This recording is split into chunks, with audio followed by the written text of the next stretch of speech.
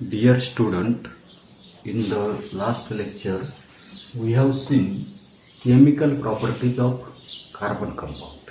In it we have seen combustion, oxidation and addition reaction. Today we will see substitution reaction. विद्यार्थी मित्रांनो, मागच्या तासाला आपण त्या ठिकाणी कार्बन कंपाऊंड जे आहेत, कार्बनची असणारी काही संयुग जे आहेत तर त्या संयुगाची असणारी काही रासायनिक गुणधर्म जे आहेत तर ते रासायनिक गुणधर्म त्या ठिकाणी पाहिजेत. याच्यामध्ये आपण ज्वलन, ऑक्सिडेशन आणि समावेशन अशा प्रकारचे असणारी काही अभिक्रिया जे आहेत त्या अभिक्रिया आपण त्या ठिकाणी पाहिल्या. आज आपल्याला सबस्टिट्यूशन रिॲक्शन म्हणजे प्रतियोजन अभिक्रिया जी आहे तर ती प्रतियोजन अभिक्रिया आपल्याला पाहिजे.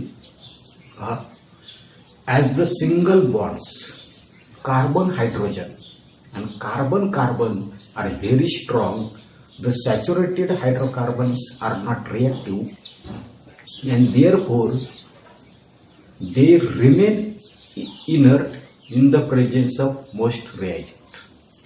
आपल्या लक्षात येत नसते की सर्वसाधारणपणे कार्बन हायड्रोजन आणि कोणतं सांगितलं आपल्याला कार्बन हे काय असणार ते काही एकेरी बंध जे आहे तर ते एकेरी बंध खूप प्रबळ आहे आणि प्रबळ असल्यानं संपृक्त अशा प्रकारचं हायड्रोकार्बन अभिक्रियाशील त्या ठिकाणी नसतात आणि त्यामुळे बहुतेक असणारे ते काही अभिकारतिकांच्या सानिध्यामध्ये ते उदासीन त्या ठिकाणी असतात. However saturated hydrocarbons in presence of sunlight react rapidly with chlorine. मात्र सूर्यप्रकाश जो आहे तर त्या सूर्यप्रकाशाच्या सानिध्यामध्ये ही संपृक्त हायड्रोकार्बन जे आहे तर त्या संपृक्त हायड्रोकार्बनची क्लोरीन जी आहे तर त्या क्लोरीन बरोबर जलद गतीनं अभिक्रिया जी आहे तर ती अभिक्रिया त्या ठिकाणी घडून येताना दिसते. In this reaction chlorine atom replace one by one all the hydrogen atom in the saturated hydrocarbons.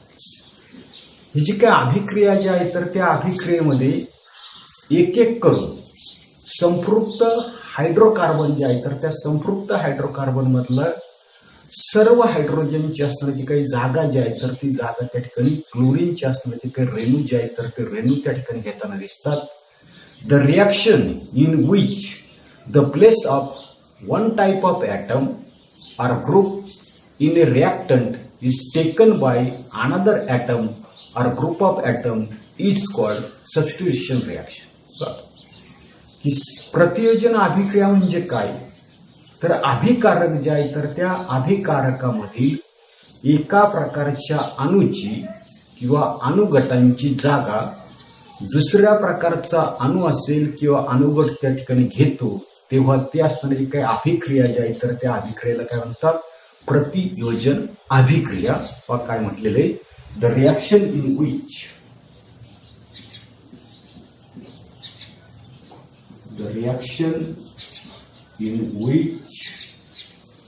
काय सांगितलेले the reaction in which the place of the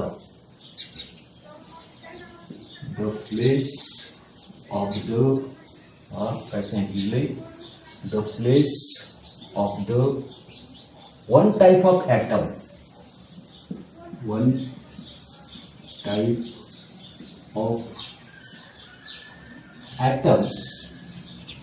किंवा आपल्याला group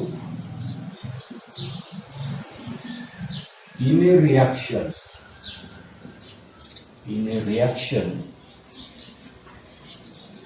essentially in a reaction is taken by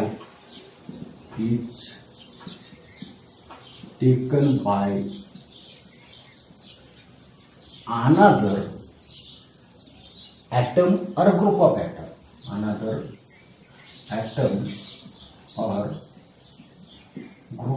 atom is called substitution reaction. Is called substitution reaction. अशा प्रकारची व्याख्या आपल्याला त्या ठिकाणी सांगितलेली.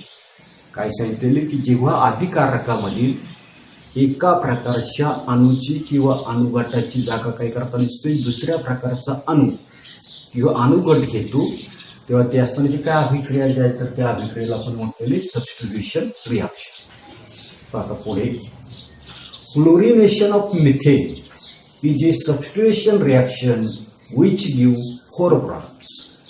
या ठिकाणी मिथेन जे आहे तर त्या मिथेनचं क्लोरिनीभवन या प्रतियोजन अभिक्रियेची आपल्याला 4 उत्पादितं जी आहे तर ती 4 उत्पादितं त्या ठिकाणी मिळतात. आता कशी मिळतात तर असणारा जो काही मिथेन जो आहे तर त्या मिथेनची रिॲक्शन आपल्याला करायची. मिथेन CH4 क्लोरीन जे आहे तर त्या क्लोरीन बरोबर काय करायची रासायनिक अभिक्रिया त्या ठिकाणी करायची. आणि ही रासायनिक अभिक्रिया आपल्याला लक्षात येताना दिसते की सनलाईट जे आहे तर त्या सनलाईटच्या प्रेझेन्समध्ये त्या ठिकाणी करायची. तर याच्यामधलं एक हायड्रोजनची जागा काय होताना दिसतो क्लोरीन त्या ठिकाणी घेतात म्हणजे CH3 4 आहेत तर एक रिप्लेस केला CH3Cl प्लस SCl. अशा प्रकारचं पहिलं असणारं जे काही प्रॉडक्ट जे आहे तर ते पहिलं प्रॉडक्ट आपल्याला.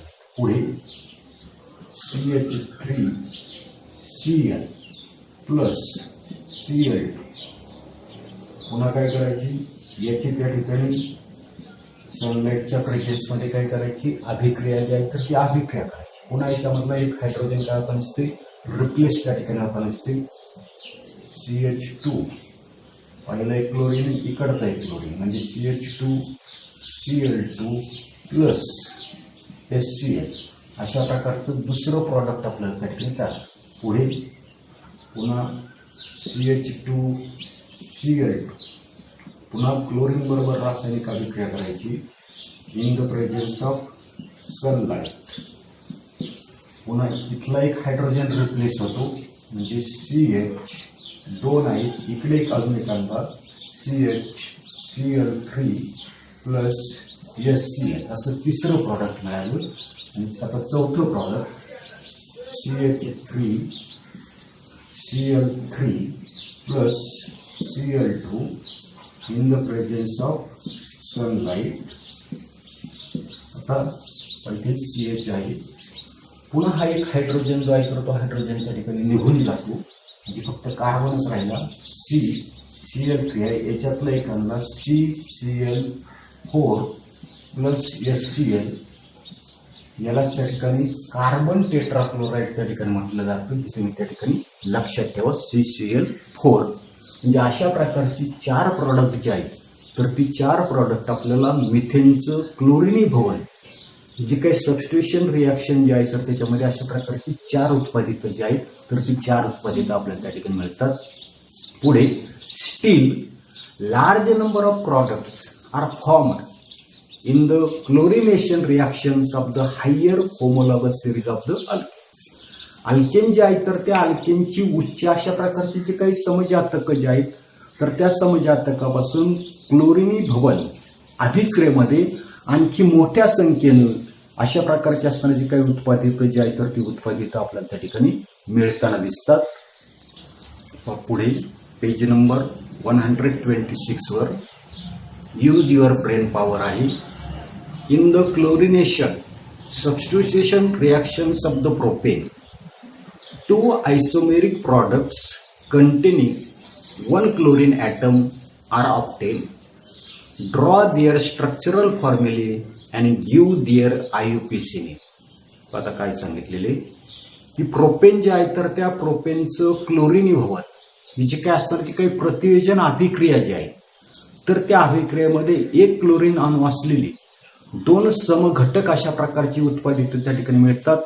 त्यांची रचनासूत्र आणि असणारं जे काही आयुष्य अशा प्रकारचं असणारं ते काही नाव जे आहे तर ते नाव आपल्याला त्या ठिकाणी लिहायला सांगितलेले. आता प्रोपेन आहे. प्रोपेनचा असणार तो काही मॉलिक्युलर फॉर्म्युला जो आहे तर तो मॉलिक्युलर फॉर्म्युला आपल्याला माहिती आहे की CH3 single bond CH2 single bond CH3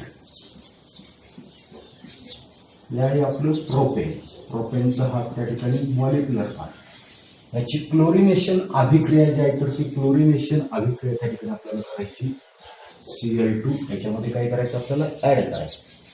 आता Cl2 जर याच्यामध्ये जर ऍड जर केला तर आपल्याला काय मिळतंय ते आपल्याला फक्त काय करायचे या रिॲक्शन्स मध्ये त्या ठिकाणी पाहिजे.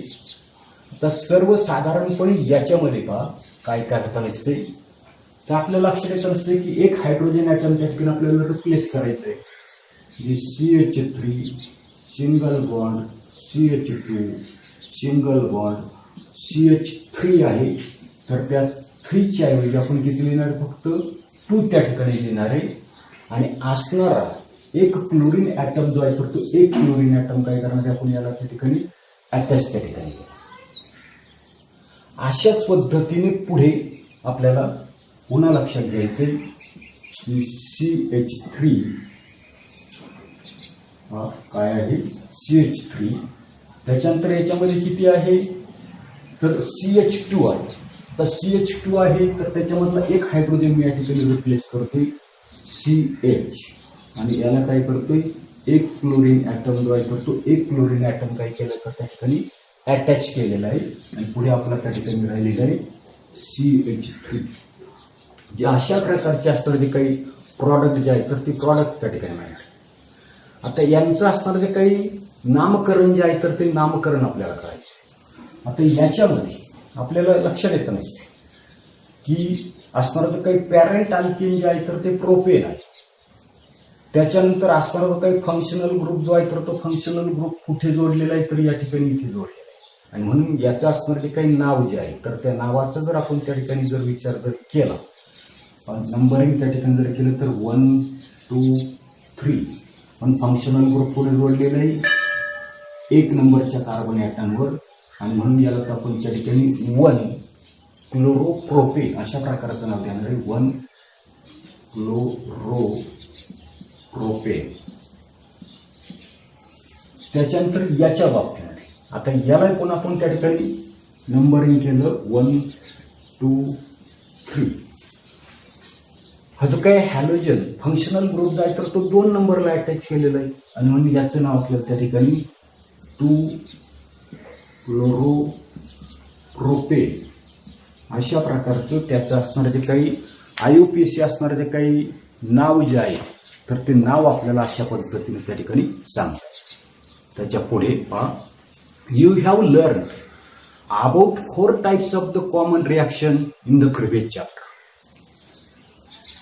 प्रकरण क्रमांक 3 मध्ये अभिक्रियांचे 4 मुख्य अशा प्रकारचे प्रकार जे आहेत तर ते प्रकार आपण त्या ठिकाणी पाहिले. कॉम्बिनेशन रिॲक्शन आहे, डिस्प्लेसमेंट रिॲक्शन आहे, डबल डिस्प्लेसमेंट रिॲक्शन आहे. अशा प्रकारचे असताना जे काही 4 प्रकार जे आहेत तर ते 4 प्रकार आपण त्या ठिकाणी पाहिलेले.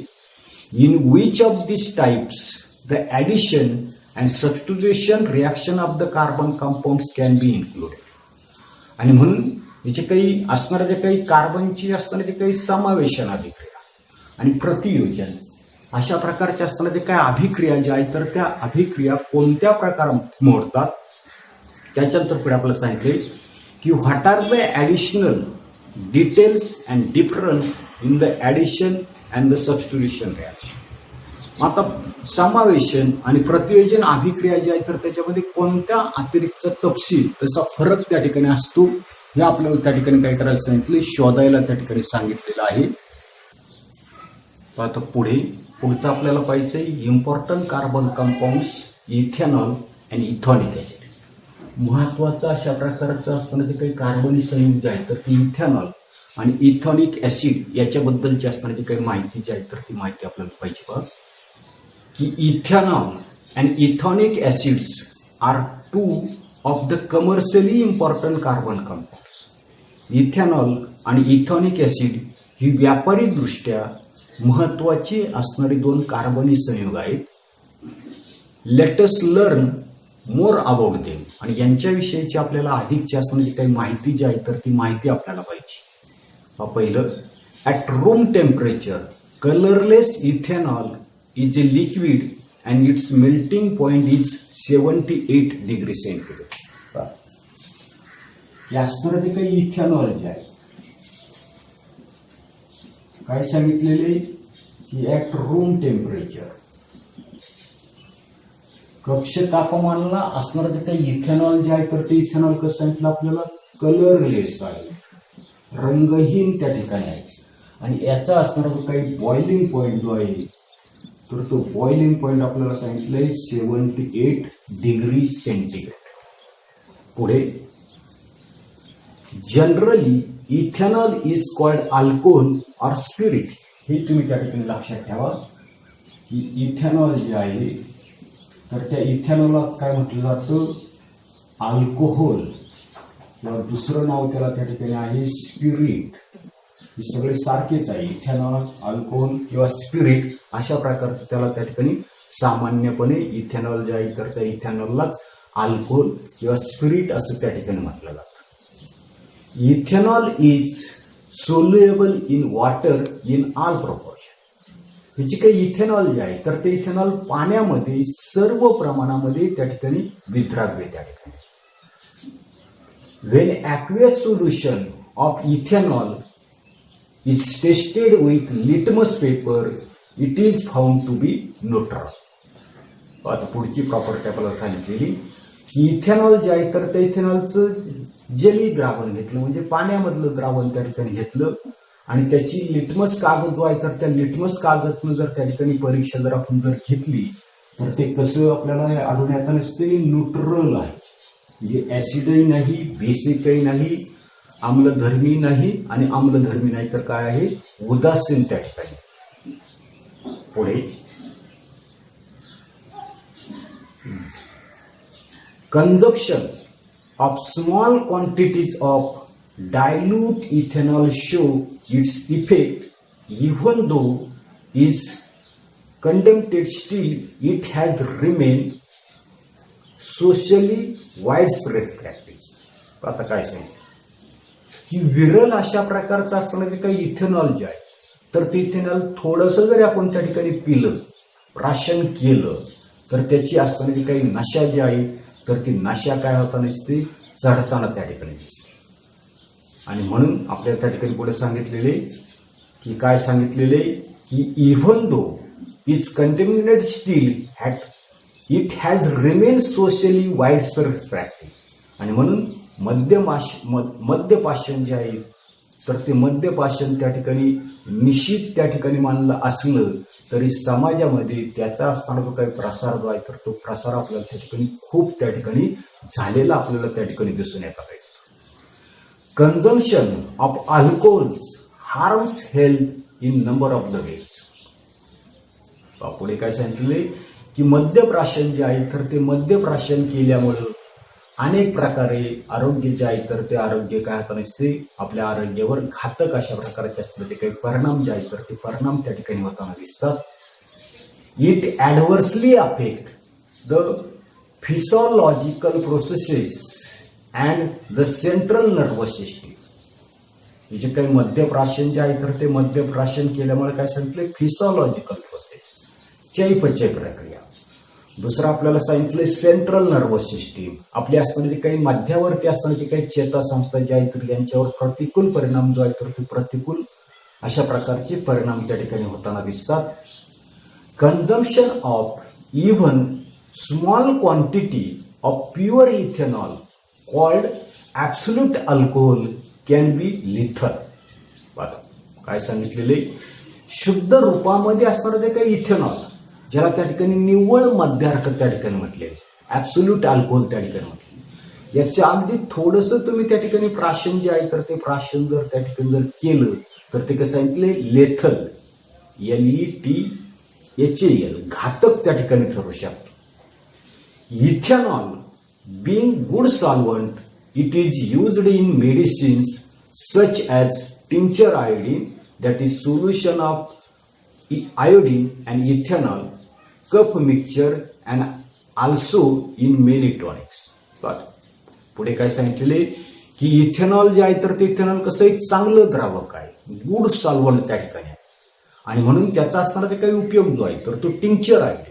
आता या टिंक्चर आयोडीन मध्ये काय असते, आयोडीन आणि अल्कोहोलचं द्रावण त्या ठिकाणी असतं किंवा खोकल्याचं असणारं जे काही मिश्रण जे आहे तर त्याच्यामध्ये इथेनॉल त्या ठिकाणी असतं आणि म्हणून अशा खोकल्याचं मिश्रण, अशा प्रकारचे जे काही औषधं आणि अनेक अशा प्रकारचे असणारे जे काही टॉनिक्स टॉनिक्स म्हणजे शक्ती त्या ठिकाणी येताना ती बलवर्धक अशा प्रकारची असणारी काही औषधं जी आहेत तर त्याच्यामध्ये काय केला तो इथेनॉल जे आहे तर त्या इथेनॉलचा वापर त्या ठिकाणी केला. पण एवढाच असणारा जो काही भाग जो आहे तर तो भाग आपण या तासाला पाहणार आहोत. पुढील भाग पुढील तासाला पाहू. धन्यवाद.